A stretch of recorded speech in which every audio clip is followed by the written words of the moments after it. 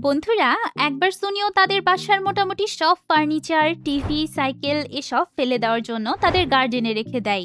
আসলে প্রতি বছরই সুনিওরা তাদের প্রত্যেকটা জিনিস আপডেট করত। কিন্তু সুনিওদের প্রতি বছর এভাবে নতুন জিনিস কেনা আর আগের বছরের জিনিস ফেলে দেওয়াটা নবিতা আর জিয়ানের মতো মিডিল ক্লাস ফ্যামিলির ছেলেদের কাছে মারাত্মক অপচয় মনে হতো। যেখানে নবিতারা 10 বছরের পুরাতন টিভি বারবার ঠিক করে ইউজ করত, সেখানে সুনিয়র এত বড় আর নতুন টিভি ফেলে দেওয়াটা নবিতার সহ্য হচ্ছিল না।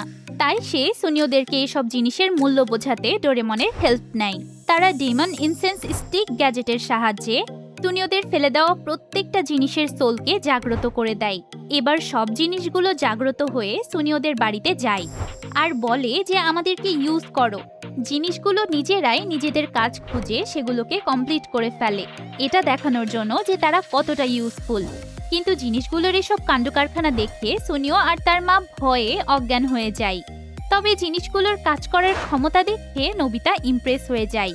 সে সুনিওর ফেলে দেওয়া জিনিসগুলোর মধ্যে একটা বাইসাইকেল, টিভি, গেম সহ বেশ কিছু জিনিসের ওপর ডোরেমনের গ্যাজেটটা ইউজ করে। আর গ্যাজেটে নবিতার বাড়ির লোকেশন আর রাত 2টার টাইম সেট করে দেয়, কারণ রাত 2টার সময় এই জিনিসগুলো নবিতার বাসায় আসলে শহরবাসী এগুলোকে দেখতে পাবে না।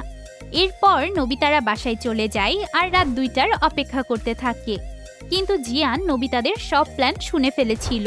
জিয়ান সুনিয়র সেই জিনিসগুলো পাওয়ার লোভে নবিতাদের বাসা থেকে গ্যাজেটটা নিয়ে এসে নিজের বাড়িতেই রেখে দেয়। ওইদিকে রাত 2টা বেজে পার হয়ে যাওয়ার পরও যখন জিনিসগুলো নবিতাদের বাসায় আসে না, তখন নবিতা সেগুলোকে খুঁজতে বাইরে চলে যায় আর দেখে যে জিনিসগুলো জিয়ানের বাসায় যাচ্ছে।